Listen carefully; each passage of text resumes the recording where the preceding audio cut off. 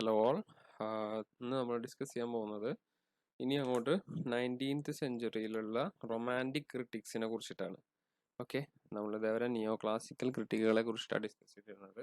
ഇനി അങ്ങോട്ട് Wordsworth, Coleridge അങ്ങനെയുള്ള റൊമാൻറ്റിസിസം എന്ന് പറഞ്ഞ പീരീഡിലുള്ള ക്രിട്ടിക്കുകൾ അവരുടെ കോൺട്രിബ്യൂഷൻസിനെ കുറിച്ചിട്ടാണ്. ഓക്കെ, സോ അതിനു മുന്നേ നമ്മൾ 19th സെഞ്ചുറിയെ കുറിച്ച് ജസ്റ്റ് ഒന്ന് പറഞ്ഞു പോകുന്നുണ്ട്. 19th സെഞ്ചുറി എന്ന് പറഞ്ഞു കഴിഞ്ഞാൽ romanticism was chief literary movement of 19th century. 19th സെഞ്ചുറിയിലെ ഏറ്റവും പ്രധാനമായിട്ടുള്ള ഒരു ഇവന്റ് എന്ന് പറഞ്ഞത് തന്നെ റൊമാൻറ്റിസിസം എന്നാണ് അറിയപ്പെട്ടിരുന്നത്. നമ്മൾ ഓൾറെഡി മുന്നേ പറഞ്ഞിട്ടുള്ള ഒരു കാര്യമാണ് റൊമാൻറ്റിസിസത്തിന്റെ ഇമ്പോർട്ടൻസിനെ പറ്റിയിട്ട്, അല്ലേ? കവികൾ കൂടുതൽ സബ്ജക്റ്റീവായി പേഴ്സണൽ ആയിട്ടുള്ള കാര്യങ്ങൾ എഴുതി തുടങ്ങി, പേഴ്സണൽ അപ്രോച്ചുകൾ വന്നു തുടങ്ങി, പേഴ്സണൽ ആയിട്ടുള്ള രീതിയിൽ ആളുകൾ ലിറ്ററേച്ചറിൽ അഭിപ്രായങ്ങൾ കൊണ്ടുവന്നു. ഇമാജിനേഷൻ, ഫാൻസി, കുറെ ക്ലാസിക്കൽ റൂളുകളെല്ലാം തല്ലി തകർത്ത് പേഴ്സണൽ ആയിട്ടുള്ള കാര്യങ്ങൾ ആളുകൾ എഴുതി തുടങ്ങി. അതാണ് വന്നിട്ടുള്ളത്. Okay, so 1785 to 1832 romanticism begin ചെയ്ത സമയം എന്ന് പറയുന്നത് occurring in the context of industrial revolution, the French revolution and socio-political economic changes that happened following the Augustan age. Romanticism moved away from the emphasis on the importance of an empirical material world and looked to the imagination and nature as source of insight. So romanticism വന്നത് എന്താണ്? French revolution, industrial revolution, ഇതിനൊക്കെ ഒരു starting, ഇതൊക്കെയായിരുന്നു അതിന്റെ starting. Industrial റവല്യൂഷനും French റവല്യൂഷനും ഒക്കെ ആയിരുന്നു romanticism start ചെയ്യാനുണ്ടായിട്ടുള്ള ഒരു പ്രധാനമായിട്ടുള്ള മെയിൻ ആയിട്ടുള്ള ഇവന്റുകൾ നടന്നിട്ടുള്ളത്. അതൊരു സോഷ്യോ പൊളിറ്റിക്കൽ ആസ്പെക്റ്റിൽ നോക്കുമ്പോൾ നടന്ന കാര്യങ്ങളാണ്. അതായത് ആളുകള് freedom from all the rules, regulations, അതാണ് മെയിൻലി അവിടെ ആഗ്രഹിച്ചത്. ഓക്കെ, ഇനി ഇവിടെ സെക്കൻഡ് പാരഗ്രാഫിൽ ജെയിംസ് സ്കോട്ട്, അതുപോലെ റൂസോ അങ്ങനെയുള്ള ആളുകളുടെ ഡെഫിനിഷൻസ് കാണുന്നുണ്ട്. James Scott identifies Jacques Rousseau's writing as the first moment of literary awakening called romanticism. James Scott എന്ന് പറഞ്ഞിട്ടുള്ള ഒരു ക്രിട്ടിക്ക് ജാക്കോസ് റൂസോ എന്ന് പറഞ്ഞിട്ടുള്ള എഴുത്തുകാരന്റെ ആദ്യത്തെ വർക്കിനെയാണ് റൊമാൻറ്റിസിസത്തിന് എക്സാമ്പിൾ ആയിട്ട് പറയുന്നത്, അല്ലെങ്കിൽ റൊമാൻറ്റിസിസം ബിഗിൻ ചെയ്തത് ഇയാളുടെ വർക്കിൽ നിന്നിട്ടാണ്. ഓക്കെ, ആൻഡ് ഹി റിഗാർഡഡ്, ഒരു ആള് പറഞ്ഞിട്ടുള്ളൊരു ഫേമസ് ആയിട്ടുള്ള ഒരു ലൈൻ ഉണ്ട്: മാൻ was born free and everyone he is in chain. We can find free, impassionated sentiment of the heart. That was the crux of the romantic sensibility. Romanticism challenged society in all its aspects. So റൊമാൻറ്റിസിസത്തിൽ എന്താണ് ഒരു പ്രധാനമായിട്ടും വന്നിട്ടുള്ള കാര്യങ്ങളെ കുറിച്ചിട്ട്, man is bone free and everywhere he is in chains. ഒരു മനുഷ്യൻ free ആയിട്ടാണ് ജനിക്കുന്നത്, പക്ഷെ എല്ലാവിടെയും ആള് ചെയിനിൽ അകപ്പെട്ടിരിക്കുന്ന മനുഷ്യനാണ് എന്ന് പറഞ്ഞിട്ടുള്ള ഒരു കോൺസെപ്റ്റ് ഇയാളാണ് സ്റ്റാർട്ട് ചെയ്തത്. അതാണ് റൊമാൻറ്റിസിസത്തിന്റെ ബിഗിനിങ് എന്ന് പറയുന്നത്. അത്രയാണ് അവിടെ പറയണല്ലോ കേട്ടോ. ആൻഡ് റൊമാൻറ്റിസിസത്തിൽ വേറെ വന്നിട്ടുള്ള കുറച്ച് പ്രധാന കാര്യങ്ങൾ അവിടെ പറഞ്ഞിട്ടുള്ള: romanticism challenge society in all its aspects, forms of government, laws that was imposed, the religion as it was interpreted, and every other hierarchy, conversations and customs that were part of the status quo. While Rousseau's ideas swept through France and led up to the French Revolution. Romanticism ചെയ്തത് ഇതൊക്കെയാണ്. ഇതൊരു important ആയിട്ടുള്ള area ആണ് കേട്ടോ. അതായത് government, religion, നിയമം, അതുപോലെ തന്നെ ആളുകളുടെ ജാതി, മതം, ഇങ്ങനെ ഇതിലൊക്കെ ഉണ്ടായിട്ടുള്ള ഒരുപാട് നിയമങ്ങളെ അവര് ചാലഞ്ച് ചെയ്തു. ആരാണ് ഇതെല്ലാം ഉണ്ടാക്കിയത്? ഞങ്ങൾ ഇങ്ങനെ ജീവിക്കണം, ഞങ്ങൾ അങ്ങനെ ജീവിക്കണം, അതിനോട് അടിമപ്പെടണം, അതിനോട് എന്താ പറയാ വായിക്കരുത്, ഇന്നത് വായിക്കാൻ പാടില്ല, ഇങ്ങനെയുള്ള റൂൾസിനെ എഗെയിൻസ്റ്റ് ആയിട്ടാണ് ഇവരെല്ലാവരും വർക്ക് ചെയ്തത്. റൂസോന്റെ വർക്കുകളാണ് ഫ്രഞ്ച് റവല്യൂഷന് വരെ എന്താണ് ഒരു പവർ കൊടുത്തിട്ടുള്ള വർക്ക്. ഓക്കെ, ഇത്രയും കാര്യങ്ങൾ ഓർത്ത് വെക്കുക. ആൻഡ് ഇത് ഒരു സ്റ്റൈല്, റൊമാൻറ്റിസിസത്തിന്റെ സ്റ്റൈൽ തന്നെയാണ് ഇവിടെയും പറഞ്ഞത്. Poets and authors were inspired to write their own individual and creative voice. The romantic poets like Coleridge, Shelley, Keats were critics too. നമുക്ക് പ്രധാനമായിട്ടും പഠിക്കാനുള്ളത് ഈ എഴുത്തുകാര് വേർഡ്സ്വർത്ത്, കോളറിഡ്ജ്, ഷെല്ലി, ഇവരെ കുറിച്ചിട്ടായിരിക്കും. അതുപോലെ നമുക്ക് മാത്യു അർണോൾഡ് വരുന്നുണ്ട് തോന്നുന്നു. അത് വേറെ റൊമാൻറ്റിക് അല്ല, വേറെ റൈറ്ററാണ്. വേർഡ്സ്വർത്തും കോളറിഡ്ജും ഷെല്ലി എന്തായാലും ഉണ്ടാവും. ഓക്കെ, സോ ഇനി ഇവിടെ റൊമാൻറ്റിസിസവും നിയോ ക്ലാസിസിസവും തമ്മിലൊരു കമ്പാരിസൺ നമുക്ക് തന്നിട്ടുണ്ട്. ഓക്കെ, അതും ചിലപ്പോൾ ഒരു ക്വസ്റ്റ്യൻ ആയിട്ട് ചോദിക്കാം. What is the difference between romanticism and neo classicism എന്നൊക്കെ പറഞ്ഞിട്ട് ചോദ്യമായിട്ട് ചോദിച്ചാലും നിങ്ങൾക്ക് എഴുതാൻ പറ്റും. ഓക്കെ, നിയോ ക്ലാസിസിസം ക്ലാസിക്കൽ റൂൾസിനെ സപ്പോർട്ട് ചെയ്തു, റൊമാൻറ്റിസിസം ക്ലാസിക്കൽ റൂൾസിനെ എഗെയിൻസ്റ്റ് ബ്രേക്ക് ചെയ്തു. അതാണ് പ്രധാനമായിട്ടുള്ള separation.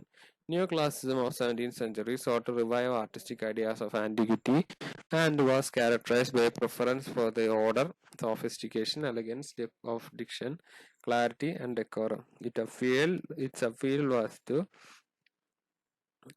the intellect rather than to imagination, and most of the literature of the time were satirical and didactic. അതായത് നിയോ ക്ലാസിസം എന്ന് പറഞ്ഞു കഴിഞ്ഞാൽ 17ാം നൂറ്റാണ്ടിൽ വന്നിട്ടുള്ള ഒരു ആർട്ടിസ്റ്റിക് വർക്ക് അല്ലെങ്കിൽ ഒരു ആർട്ടിസ്റ്റിക് ഐഡിയൽ വർക്കാണ്. അതിൽ പറയണത് എന്താണെന്ന് വെച്ചാൽ they give preference to order, ഒരു ഓർഡർ വേണം, സോഫിസ്റ്റിക്കേഷൻ അതായത് ഒരു കോംപ്ലിക്കേഷൻ, അറേഞ്ച്മെന്റ്, ഡിക്ഷൻ, ചൂസ് ചെയ്യുന്ന വാക്കുകളിൽ എലഗൻസ്, അതായത് ലോക്കൽ സാധാ വാക്കൊന്നും പാടില്ല, നല്ല അടിപൊളി ക്ലാസിക്കൽ ആയിട്ടുള്ള വാക്കുകൾ വേണം. അതുപോലെ തന്നെ ക്ലാരിറ്റി, ഡെക്കോറം, അങ്ങനത്തെ നിയമങ്ങൾ അടങ്ങിയിട്ടുള്ള രീതിയിൽ വേണം എന്താ പറയുക നിയോ ക്ലാസിക്കൽ വർക്കുകൾ ഉണ്ടാക്കാൻ. അതുപോലെ തന്നെ നിയോ ക്ലാസിക്കൽ വർക്കുകൾ ഇന്റലക്റ്റിലേക്കാണ് അപ്പീൽ ചെയ്യുക. അതായത് നമ്മൾ വായിച്ചു കഴിഞ്ഞാൽ ബുദ്ധിയുള്ള ആള് ബുദ്ധി കൂടണ പോലെ തോന്നും. അതായത് ബുദ്ധിയുള്ള കാര്യങ്ങളും എഴുതും ലേണിംഗും ഉള്ള കാര്യങ്ങളാണ് വർക്കുകൾ എഴുതുക. ഇമാജിനേഷൻ അത്ര ഇമ്പോർട്ടൻസ് കൊടുത്തിരുന്നില്ല. ഓക്കെ, സാറ്റയറും അങ്ങനത്തെ വർക്കുകൾക്കായിരുന്നു ഏറ്റവും ഇമ്പോർട്ടൻസ് കൊടുത്തിരുന്നത്. റൊമാൻറ്റിസിസം എന്ന് പറഞ്ഞു കഴിഞ്ഞാൽ നേരെ തിരിച്ചാണ്. ഓക്കെ, അതില് ഇവിടെ പറയുന്നുണ്ട്, ഒരു German poet Friedrich Schlegel who given credit for first using the term romantic to describe literature as a literature depicting emotional matter in imaginative form. അതാണ് റൊമാൻറ്റിസിസത്തിന് ആദ്യം കൊടുത്തിട്ടുള്ള ഒരു ഡെഫിനീഷൻ. ഫ്രെഡറിക് ഷീഗൽ എന്ന് പറഞ്ഞിട്ടുള്ള ഒരു ജർമ്മൻ പോയറ്റ് കൊടുത്തിട്ടുള്ള ഒരു ഡെഫിനിഷനാണ് literature depicting emotional matter in an imaginative form. അതായത് ഇമോഷണൽ ആയിട്ടുള്ള മാറ്റർ ലിറ്ററേച്ചറിൽ ഇമാജിനേറ്റീവ് ആയിട്ട് കൊടുക്കുക. Okay, Victor Hugo called it liberalism in literature. അതായത് റൂൾസ് കൊണ്ട് നിറഞ്ഞൊരു ലിറ്ററേച്ചറിനെ ഈ ക്ലാസിക്കൽ ആയിട്ടുള്ള എഴുത്തുകാർ അങ്ങനെ പറഞ്ഞു ഇങ്ങനെ പറഞ്ഞു അതുപോലെ എഴുത് ഇതുപോലെ എഴുത് എന്ന് പറഞ്ഞിട്ടുള്ള റൂൾസ് കൊണ്ട് നിറഞ്ഞൊരു ലിറ്ററേച്ചറിൽ നിന്നിട്ടുള്ള ഒരു ലിബറേഷൻ ആയിരുന്നു, ഒരു ഫ്രീഡം ആയിരുന്നു. അതായത് സൊസൈറ്റിയിലും അതെ, ആളുകൾക്ക് ഫ്രഞ്ച് രാജ്യഭരണത്തിൽ നിന്നും ഫ്രീ ആയത് ആ ടൈമിലാണ്. അതാണ് ഫ്രഞ്ച് റവല്യൂഷൻ. അതുപോലെ തന്നെ ലിറ്ററേച്ചറും ഈ റൂൾസിൽ നിന്ന് ഫ്രീ ആയത് റൊമാൻറ്റിസിസത്തിലാണ്. ഓക്കെ, അങ്ങനെയാണ് ഫ്രഞ്ച് റവല്യൂഷനും ലിറ്ററേച്ചറും റൊമാൻറ്റിക് ലിറ്ററേച്ചറും കണക്ഷൻ വരുന്നത്.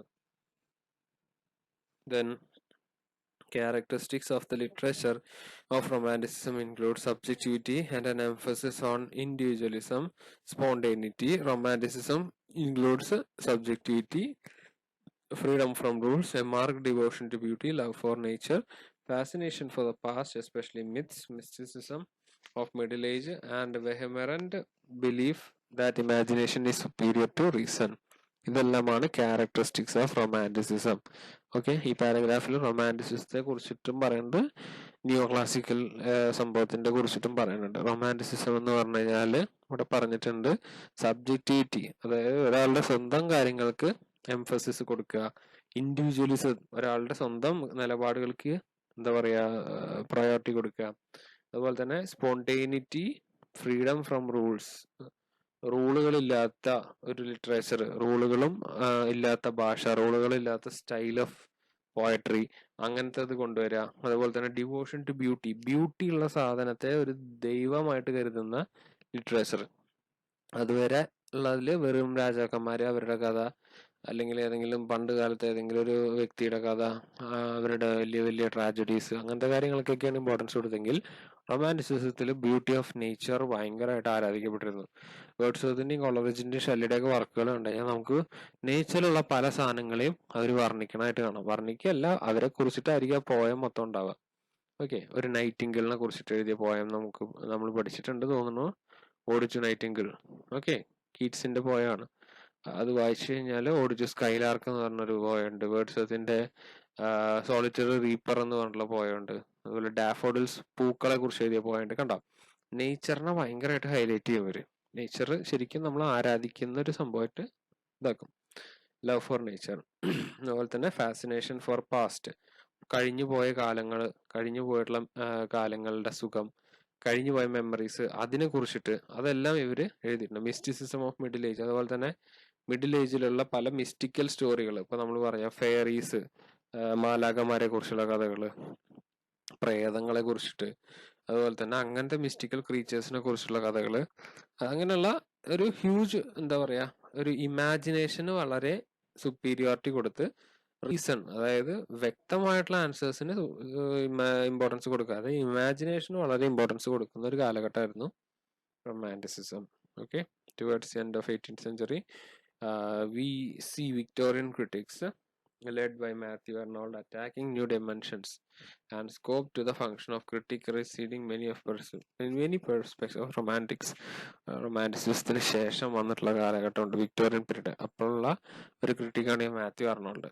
സോ ഇയാള് മാത്യു അർണോൾഡ് റൊമാൻറ്റിസിസത്തിനെ വളരെ രീതിയിൽ അറ്റാക്ക് ചെയ്യുന്നുണ്ട്. റൂൾസ് ഇല്ല, റെഗുലേഷൻ ഇല്ല, ആളിതിരി ക്ലാസിക്കൽ സ്റ്റൈൽ ഇഷ്ടമുള്ള ആളാണ് മാത്യു അർണോൾഡ്. അപ്പൊ അത് പോരാ, നമുക്ക് പുതിയൊരു തരം ക്ലാസിസിസം വേണമെന്ന് പറഞ്ഞിട്ട് ഇതിനെ പിന്നെ ബ്രേക്ക് ചെയ്യാണ് ചെയ്തത്. ഓക്കെ, സോ നമുക്ക് റൊമാൻറ്റിസിസത്തിൽ പഠിക്കാനുള്ള റൈറ്ററാണ് ആദ്യത്തെ വില്യം വേർഡ്സ്വർത്ത്. ഒരു റൊമാൻറ്റിക് കാലഘട്ടത്തിലെ എഴുത്തുകാരുടെ പേര് പറയാൻ പറഞ്ഞു കഴിഞ്ഞാൽ Wordsworth, Coleridge, Shelley, Keats, Byron. ഈ ഇത്രയും ഇത്രയും ആളുകളുടെ പേര് അറിഞ്ഞിരിക്കണം. ഓക്കെ, അവരാണ് റൊമാൻറ്റിക് പീരീഡിലെ ഏറ്റവും ബെസ്റ്റ് റൈറ്റേഴ്സ്. പോയറ്റ്സ് ആണ്, പ്ലസ് ക്രിട്ടിക്കുകളാണ്, പല വലിയ വലിയ പൊസിഷനിൽ ഇരിക്കുന്നവരാണ്. വേർഡ്സ്വർത്ത് ഒക്കെ പോയറ്റ് ലോറേറ്റ് ആയിരുന്നു ആ കാലഘട്ടത്തില്. അതുപോലെ തന്നെ ഒരുപാട് ഹൈ പൊസിഷനിലുള്ള ആളുകളായിട്ട് പൊളിറ്റിക്കലായിട്ടും ഒക്കെ കണക്ഷൻ ഉള്ള ആളാണ്. സോ വേർഡ്സ്വർത്ത് പറഞ്ഞു കഴിഞ്ഞാൽ he was born in England, north west ഇംഗ്ലണ്ടിലാണ് ജനിച്ചത്. ലേക്ക് ഡിസ്ട്രിക്ട് ഇപ്പോഴും പോയാൽ കാണാൻ പറ്റും വേർഡ്സ്വർത്ത് ജനിച്ച സ്ഥലമൊക്കെ. ലേക്ക് ഡിസ്ട്രിക്ട് വളരെ ഭംഗിയുള്ള ഒരു സ്ഥലമാണ് നോർത്ത് ഇംഗ്ലണ്ടില്. Okay, in 1798 he along with Coleridge published Lyrical Ballads.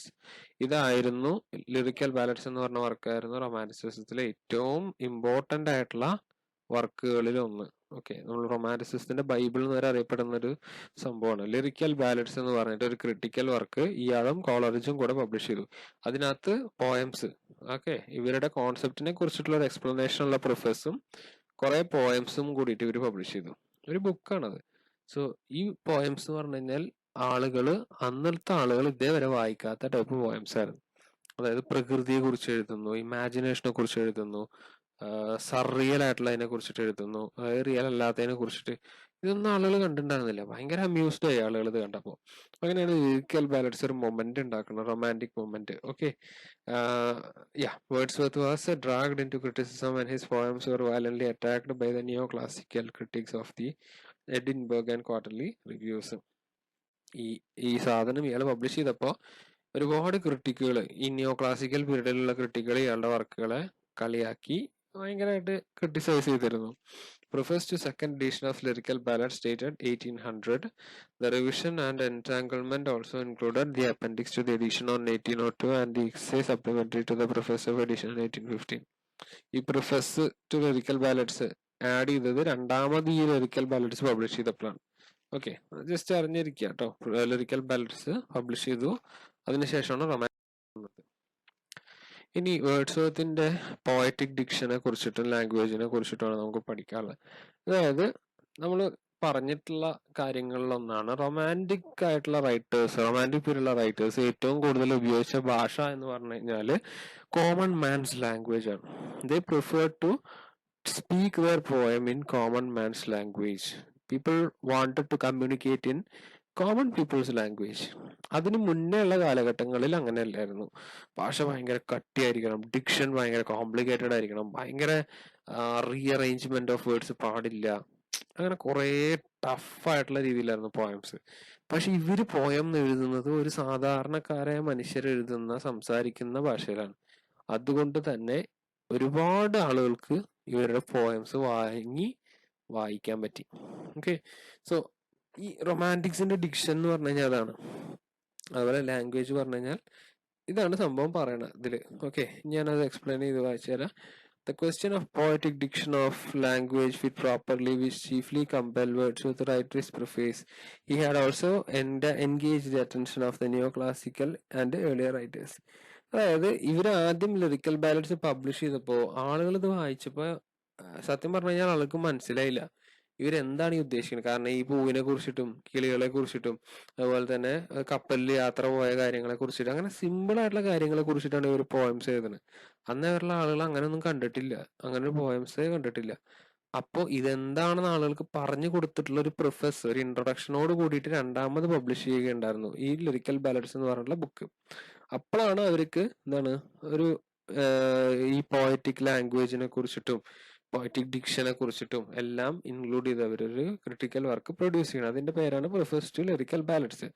The great Roman orator Cicero had divided style in 3 category: low used to prove, middle used to plea, and high, lofty used to move.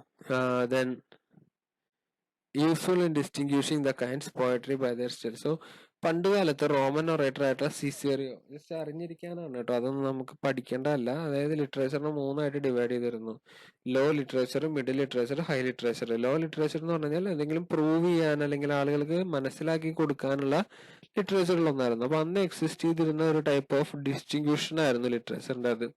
Okay, so ഇവരെന്താ ചെയ്തെന്ന് വെച്ചാൽ the 18th century reduce these 3 categories into 2: the low and the lofty. 18ാം നൂറ്റാണ്ടിൽ romanticism വന്നതോടുകൂടിയിട്ട് പിന്നെ literature ആകെ 2 type ഉണ്ടായിരുന്നുള്ളൂ: ലോയും അതുപോലെ തന്നെ ഹൈയും.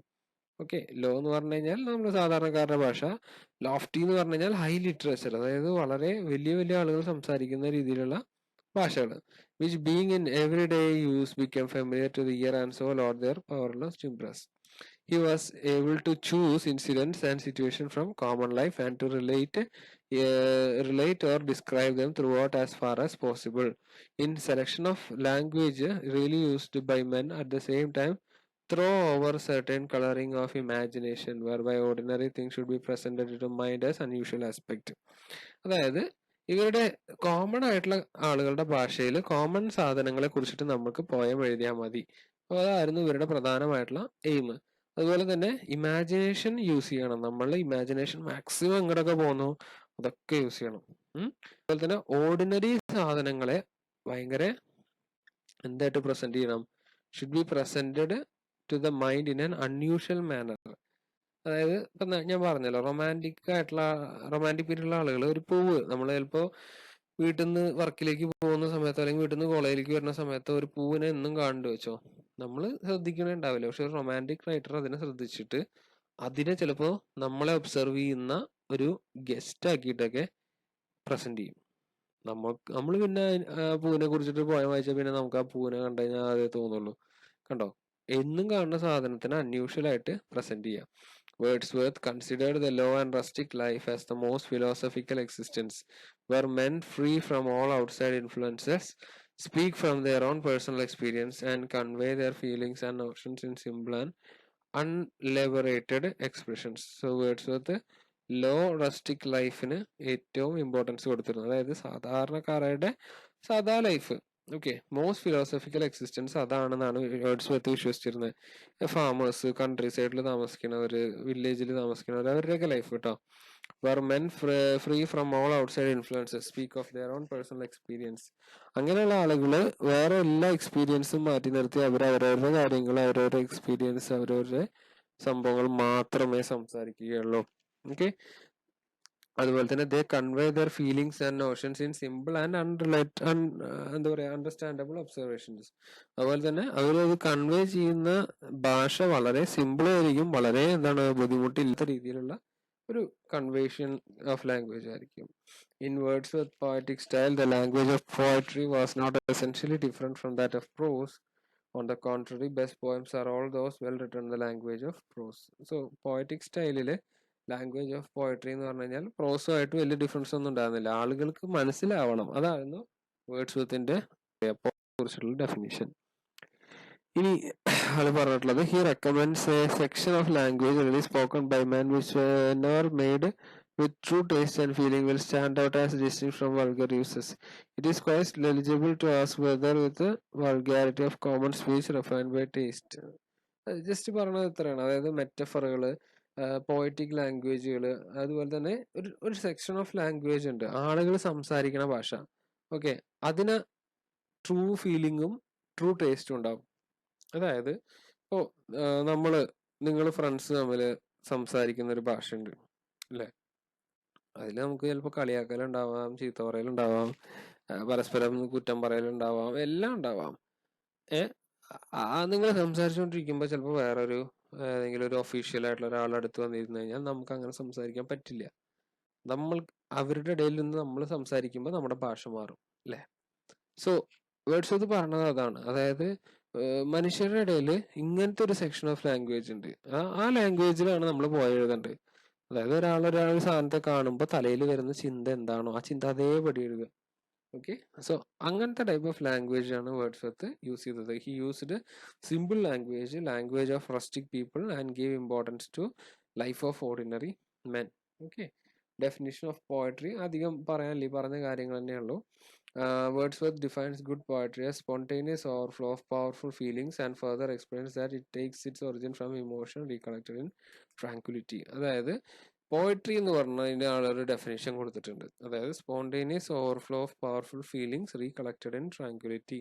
മനുഷ്യന്മാരുടെ ഉള്ളിൽ വരുന്ന എന്താ പറയാ ഫീലിങ്സിന്റെ നിരന്തരമായ ഓവർഫ്ലോ നമ്മൾ ഏതെങ്കിലും ഒരു നിമിഷം ആലോചിച്ച് റീകളക്ട് ചെയ്തൊരു പേപ്പറിലേക്ക് എഴുതുന്നതിനെയാണ് ആള് പോയം എന്ന് പറയുന്നത്. ശരിയല്ലേ? നിങ്ങളോട് ഞാനൊരു പോയം എഴുതാൻ പറഞ്ഞു കഴിഞ്ഞാൽ നിങ്ങളുടെ മൈൻഡിലുള്ള ഏതെങ്കിലും ഒരു ഫീലിങ്സ്, എപ്പോഴെങ്കിലും നടന്നിട്ടുള്ള ഒരു കാര്യത്തിനെ കുറിച്ചിട്ടുള്ള ഒരു ഫീലിംഗ്, ഇമോഷൻ, അതിനെക്കുറിച്ച് നിങ്ങൾ ഇങ്ങനെ ഓർത്ത് റീകളക്ട് ചെയ്തിട്ട് എന്താണ് ഒരു ഓവർഫ്ലോ ഓഫ് ഇമോഷനെ നമ്മൾ പോയം രൂപത്തിലേക്ക് എഴുതുമ്പോഴാണ് അത് പോയാവുക. ഓക്കെ, അതാണ് വേർഡ്സ്വർത്ത് പറഞ്ഞുള്ള definition. Okay, most of his own great poems were composed in the same manner. A moving slight stay, the solitary reaper or the daffodils were seen during a walk, seated in the memory and recollected in moments of calm contemplation to boiled into the fourth into the poem. അതുപോലെ തന്നെ അയാളുടെ എല്ലാ പോയംസും അതുപോലെ തന്നെ എഴുതിയിട്ടുള്ളത്. അതാണ് ഇവിടെ കുറച്ച് എക്സാമ്പിൾ പറഞ്ഞിട്ടുള്ള solitary reaper, sight moving sight, daffodils, ഈ വർക്കെല്ലാം ഇയാള് നടന്നു പോകുമ്പോൾ കണ്ട കാര്യങ്ങളെ കുറിച്ചിട്ടൊക്കെയാണ് എഴുതിയിട്ടുള്ളത്. Okay, for Wordsworth poetry is also the pursuit of truth, of man's knowledge of himself and the world's around him. ആളെ സംബന്ധിച്ചിടത്തോളം പോയട്രി എന്ന് പറഞ്ഞു കഴിഞ്ഞാൽ എന്താണ്? ഒരു പേഴ്സ്യൂട്ടാണ്, സത്യം കണ്ടുപിടിക്കാനുള്ള ഒരു പേഴ്സ്യൂട്ട്, ഒരു ഓട്ടം. അതുപോലെ തന്നെ മാൻസ് നോളജ് ഓഫ് ഹിംസെൽഫ്, അവനവനെ കുറിച്ചിട്ടുള്ള നമ്മുടെ സ്വയം ഒരു തിരിച്ചറിയൽ കൂടിയാണ് പോയം എന്ന് പറയുന്നത്. അതുപോലെ തന്നെ വേൾഡ് അറൗണ്ട് ഹിം, ചുറ്റുമുള്ള ലോകം അറിയാനായിട്ട്. സോ ക്ലാസിക്കൽ ആയിട്ടുള്ള റൈറ്റേഴ്സിന്റെ വളരെ വ്യത്യസ്തമായിട്ടുള്ള സ്റ്റൈലായിരുന്നു റൊമാൻറ്റിക്സിന് വന്നിട്ടുണ്ടായിരുന്നത്. അവർ കൂടുതലും നിങ്ങളുടെ ഉള്ളിലേക്ക് നോക്കൂ, നിങ്ങളുടെ ഉള്ളിലുള്ള ഇഷ്ടങ്ങളെ കണ്ടുപിടിക്കൂ, എന്നിട്ട് നിങ്ങൾ അതിൽ നിന്നിട്ട് ഒരു വിശകലനം കൊണ്ടുവരും എന്നുള്ള രീതിയിലുള്ള ഒരു ക്രിറ്റിസിസമാണ് കൊണ്ടുവന്നത്. ഇത്രയും കാര്യങ്ങളാണ് വേർഡ്സ്